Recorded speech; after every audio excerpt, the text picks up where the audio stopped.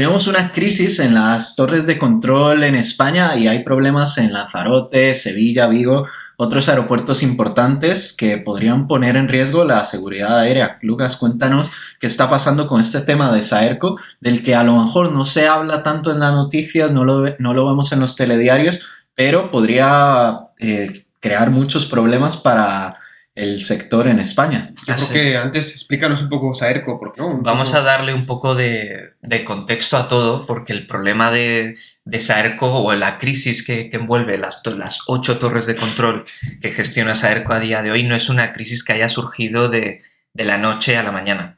Entonces vamos a ir con calma, un poco desgranando todos los aspectos. Entonces, Sí, de este tema de la privatización se habla desde hace más de una década. A nivel español, todo empieza en 2010 y es que el gobierno, ahí en ese año, aprueba la Ley 9/2010 que permitía externalizar la gestión de determinadas torres de control. El objetivo era bastante claro por parte del gobierno, que era reducir los costes, ganar eficiencia y permitir que NAIRE, que es un poco para la gente que nos pueda oír, es actualmente el proveedor público, pues se concentrara exclusivamente en la gestión del espacio aéreo de alta densidad y de las torres más complejas, es decir, de los aeropuertos pues, principales en España. Es que en algún momento incluso se habló de privatizar torres más importantes como lo podrían ser Madrid o Barcelona. Sí. Bueno, y de hecho el control en tierra de los aviones, todo lo que es APRON sí que está privatizado, por ejemplo en Madrid. Y esto también viene de esa mega huelga que hubo precisamente de control. Perdona, me he adelantado. No, es que justo pero es que yo creo que ese es el punto, el impasse, o sea, que marca esa decisión del gobierno de privatizar y evitar que ocurra de nuevo algo como ese evento del 2010 que paró todo el tráfico aéreo en España y los militares tuvieron que asumir control. Exacto. Yo creo que en parte nació por eso, un poco por lo que sucedió en ese momento. Y bueno, los motivos, hay unos motivos económicos que se pueden justificar, pero realmente todo, yo creo, desde fuera por lo menos, parece que todo nació por eso. Que veníamos de esa época dorada de la aviación, además de sueldos muy altos en el sector y que evidentemente yo creo que ya no se ajustaban a esa nueva realidad que hablamos de hace ya 15 años de esto. Pero estaban ya en auge las aerolíneas low cost y demás y unas tasas altísimas por una buena parte de los costes de control aéreo, pues ya no estaban, supongo que, alineadas con lo que estaba pasando en otros países de Europa y las necesidades de un país turístico como España. Sí, un controlador aéreo estaba ganando €500,000 al año. Era una locura, hace 15 años. Se llegó a decir que algún controlador aéreo jefe en Barajas llegó a ganar 900.000 euros. En un año. En un año. Es una barbaridad, o sea, es que... Obviamente no son los sueldos que hay ahora, siguen siendo elevados con respecto a la media española, pero no.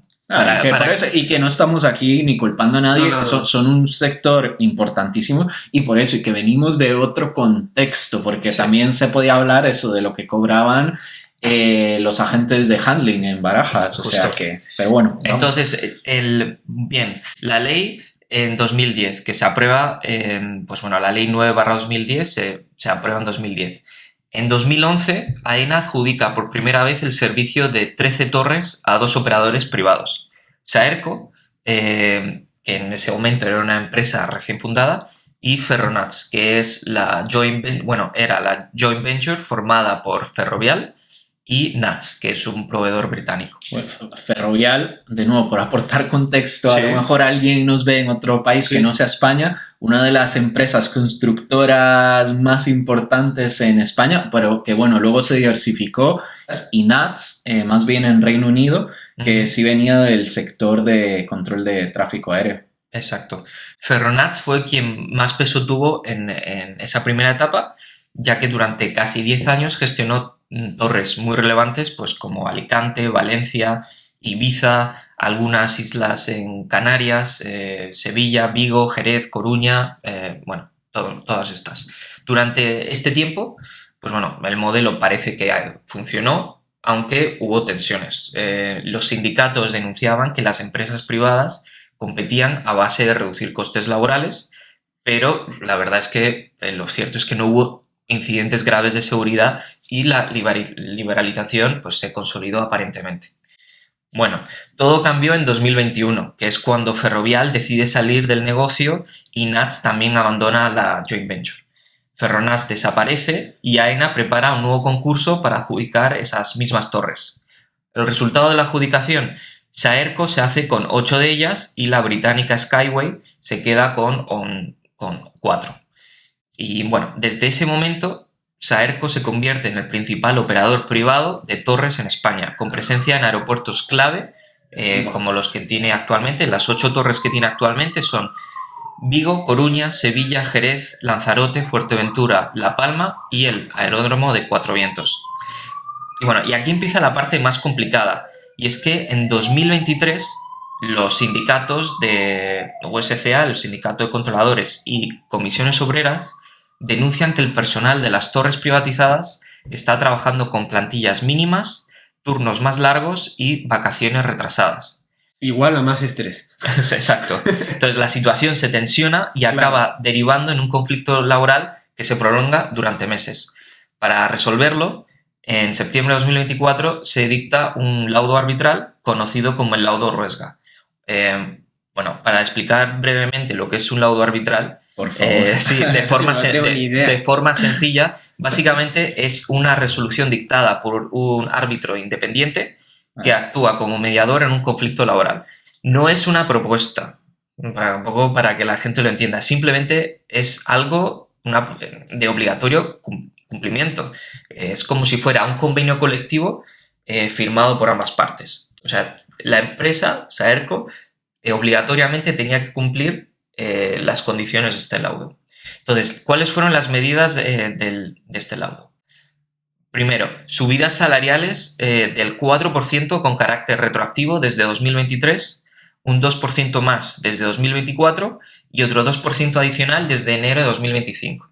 Y además de esto, pues nuevos complementos por responsabilidad, insularidad y turnicidad. Bueno, los sindicatos celebraron la decisión porque, bueno, según ellos, por fin se reconocía el trabajo de los controladores, pero para Saerco el laudo supone un problema enorme, y aquí es donde está el meollo de la cuestión. Es que la empresa asegura que con los ingresos fijos pactados en el contrato con AENA en la adjudicación de 2021, aplicar todas estas subidas rompe sus cuentas. Entonces, la tensión crece en este año 2025, donde en enero el sindicato de controladores denuncia que Saerco no está aplicando íntegramente el laudo. En marzo de este mismo año empiezan a sonar las alarmas en algunas torres donde los sindicatos indican que faltan controladores. Bueno, hablan de torres como la de Jerez, donde solo hay 8 controladores de los 13 que debería haber, de Cuatro Vientos, donde se están acumulando en turnos dobles, y de Fuerteventura, donde señalan problemas de cobertura de personal.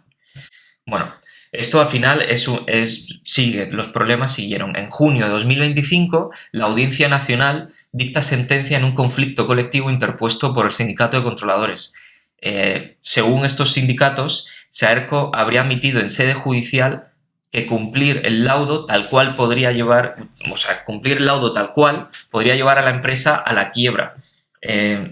Entonces, bueno, Saerco no ha hecho declaraciones públicas en este sentido, pero la frase queda en el aire y amplifica un poco la preocupación porque admitió en Audiencia Nacional que realmente no puede cumplir. Exacto. O sea, en resumen, no tiene dinero para pagarle a todos.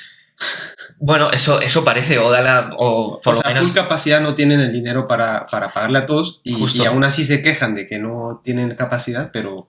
Exacto. Entonces, bueno, en julio de este año los sindicatos dan un paso más y envían un escrito al Ministerio de Transportes y a ESA, que es la Agencia Estatal de Seguridad Aérea, solicitando que NAIRE asuma de forma temporal la gestión de las torres que ahora controla Saerco. Es tremendo, ¿eh? Eso ya es... Sí. Está muy torcido. Argumentan que con las actuales tensiones existe riesgo para la seguridad y la continuidad del servicio. Mientras tanto, Saerco defiende que no hay peligro para las operaciones y que todas las torres cumplen los mínimos legales. AESA, por su parte, comienza a hacer, esto se dice un poco en petit comité, empieza a hacer inspecciones discretas en varias dependencias sin, de momento, pronunciarse públicamente sobre el resultado. Entonces, bueno, un poco lo que yo estoy empezando a ver con toda esta cronología de eventos que ha surgido. Entonces, donde la situación se puede volver especialmente sensible es que 3 de las 8 torres de Saerco están en Canarias, que son Lanzarote, Fuerteventura y La Palma. Que hay que recordar que la insularidad convierte al tráfico aéreo en un servicio esencial. ¿Por qué? Porque no es solo para el turismo, que ya lo es, que ya es esencial, porque el turismo en Canarias representa el 30% del PIB canario, sino para los traslados, como pueden ser sanitarios, productos perecederos y la conectividad interinsular, o sea, los familiares canarios. Canarias depende de las conexiones aéreas con la península. Es que es lo mismo, es que un puesto de un controladero es muy sensible, tú no puedes no depender de alguien que está... Es súper sensible, es como si no hay médicos, ¿quién va? O sea, no, y que no puedes formar o sustituirles tan fácilmente como puedas sí cubrir otros puestos. Aparte hay un montón de pruebas, ¿no? Para ser controlador aéreo no es como estudias y ya está, ¿no? Claro, entonces... Bueno, hay una oposición en el caso de España. Bueno, que puede afectar directamente a la vida diaria y a la economía local en Canarias en general. Sí. Y todo esto ocurre que... justo has comentado tú, Gerardo, que decías, bueno, no tienen dinero. Pues paradójicamente, todo esto ocurre a la vez que Saerco lidera uno de los proyectos tecnológicos más ambiciosos en España, y es que en junio de 2025 inaugura en Vigo la primera torre digital de control de España. Es que siempre es paradójico, ¿no? Siempre lo mismo, hay dinero de sobra, pero no está bien repartido. Exacto. Y para explicar un poco esta nueva tecnología, es un sistema pionero que utiliza cámaras de alta definición y sensores para gestionar el tráfico aéreo desde un centro remoto. Entonces se presenta como un hito para la aviación española, pero lo que comento, que contrasta con la imagen de tensión laboral y financiera que rodea a la empresa. Entonces, con toda esta cronología y después de contar mi libro... Una masterclass. Claro, ahora mismo estamos ante 3 escenarios, que es lo que creo yo. Vale. El primero, que AENA renegocie con Saerco para actualizar el contrato y permitirle aplicar el laudo sin comprometer su viabilidad económica. El segundo, que AENA asuma temporalmente la gestión de las torres, algo que está previsto en la ley. Través de ENAIRE. Exacto, este caso, a través de ENAIRE. Es como el backup, ¿no? Que ENAIRE es el proveedor público que existe de toda la vida de servicios de navegación aérea. Exacto. Pero eso es como ya el último de los últimos. No lo sé, sí, me imagino que sí, pero bueno, que está previsto en la ley y obviamente si se detecta riesgo para la seguridad o la continuidad del servicio, ENAIRE está ahí. Y el tercero, que para mí, en mi opinión, es el más desalentador, y es que el gobierno decida replantear el modelo de liberalización para evitar que futuros contratos queden asfixiados cuando se aprueban mejoras laborales. Bueno, esto sí que es verdad que puede haber una margen de mejora en la ley de liberalización de las torres de control que hubo en 2010, pero yo no creo que el problema en sí esté en la ley. Yo creo que es un tema más de sentarse todas las partes involucradas y llegar a un acuerdo. No creo que se tenga que llegar a parar 8 torres de control que se ponga en jaque a la economía y a la insularidad de las Canarias y por ende a la seguridad de muchísimas personas. Un tío quemado ahí controlando aviones, yo creo que no es lo más óptimo, ¿no? Sí. Habría que revisar también eso, realmente qué tanto ese contrato con AENA representa las necesidades a día de hoy de Saerco y ese nuevo contrato laboral. Al final hay que ver todas las partes y creo que es importante que el modelo de liberalizar es importante. Al final tener a empresas privadas gestionando los servicios, desde mi punto de vista, es lo más eficiente y más razonable. O sea, el Estado, venimos de un modelo en que el Estado controlaba los aeropuertos, el control del tráfico aéreo, todo. Bueno. En España, en el caso de AENA, sí, a ver, AENA sigue siendo una empresa 51% pública, pero bueno, con el 49% de sus accionistas privados se comporta como una empresa privada y no se permite la manga ancha que se tiene con empresas solamente públicas. Sí. Entonces, bueno, yo creo que habría que revisar los contratos, pero si llevamos, pues eso, ya más de una década de torres liberalizadas, el modelo ha funcionado, pues oye, como para volver atrás. Creo que simplemente esto es un escollo en el camino y habrá que solucionarlo. Y si están buscando trabajo de controlador, es inquietante.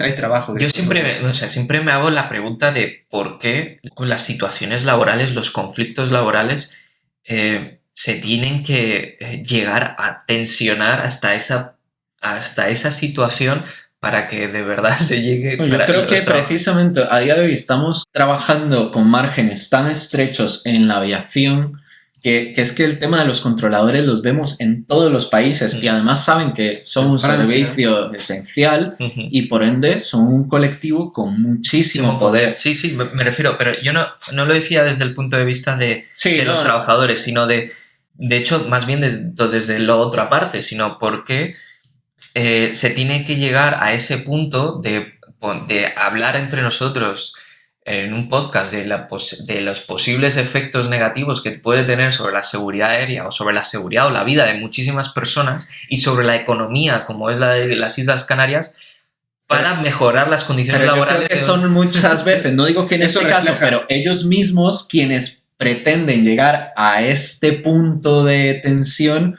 y es cuando consiguen las mejores... Pero eso refleja un poco la política que hay. No voy a meter en temas, pero la política que hay en España es así. Eso refleja todas las formas de trabajar que hasta que no llegas a ese punto... Y más allá de España, ya te digo, yo creo que con Francia, estos servicios esenciales, o sea, medicina, recogida de basuras, controladores, todas estas cosas tienen mucho poder. Más adelante hablaremos de lo que pasó en Canadá. Y pues esto demuestra eso, que son colectivos que al final pueden apretar para conseguir finalmente lo que quieren, porque siempre se sabe que piden más de lo que finalmente les van a dar, como elemento negociador. Así.